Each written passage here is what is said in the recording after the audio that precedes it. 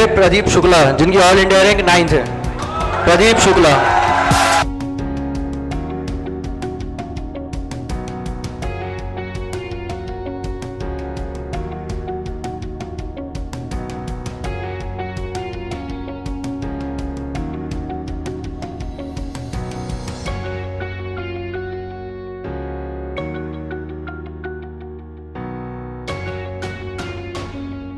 Sir सबसे पहले तो बहुत बड़ा थैंक यू आपको।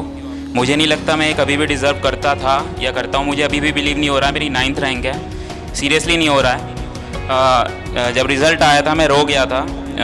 पापा से बात कर रहा था, पापा ने पूछा क्या हुआ, तो मैंने कहा पता नहीं क्या ये 9th रैंक आ गई, पता नहीं कहाँ से। और भी इतने अच्छे अच्छे बच्चे हैं, मेरी 9th कहाँ से आ गई। और लोगों के मार्क्स भी वेरिएट हुए।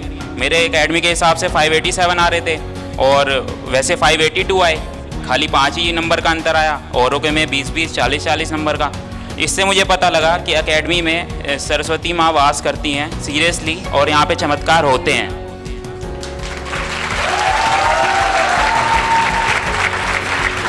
और जैसा कि शुभम ने बताया कि उसके 12th में क्या घटना घटी थी, ऐसा ही मेरे साथ भी है।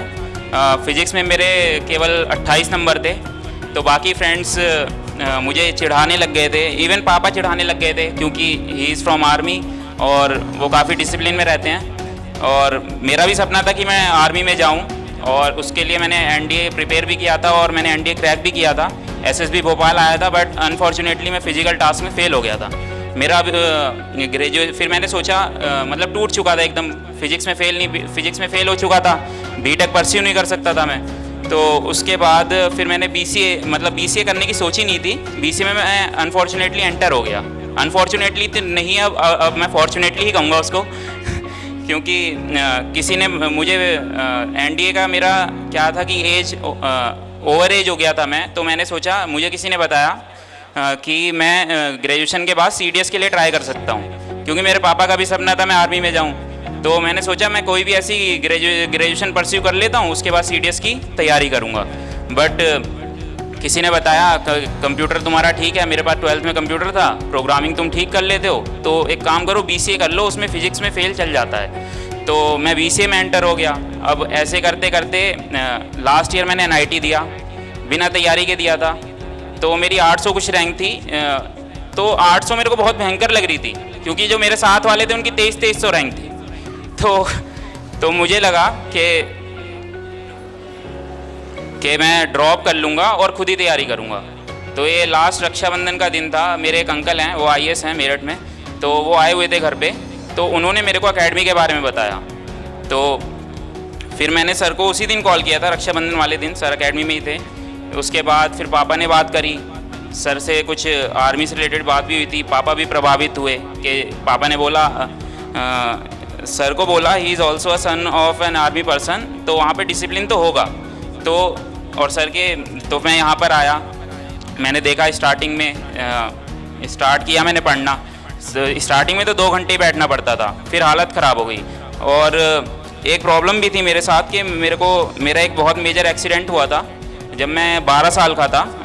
वो जन्माष्टमी की रात थी, मैं फास्ट खोल रहा था अपना।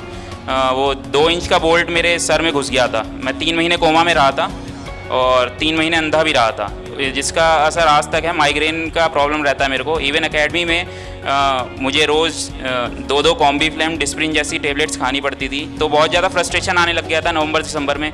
मैंने कहा यार अब नहीं हो पाएगा, अब नहीं झेला जा रहा, ज़्यादा हो रहा है और इतनी टैबलेट्स नहीं खा सकता मैं। फिर सर का मोटिवेशन लेक्चर हुआ, जिससे बहुत मदद मिली।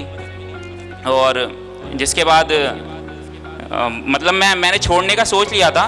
फिर सर ने मोटिवेट किया और बाकी फ्रेंड्स ने भी बोला कि नहीं। और मोनिका मैम आई थी, तो उनका जब सर ने इंट्रो कराया था तो मैम ने कहा था कि लास्ट तक टिके रहना।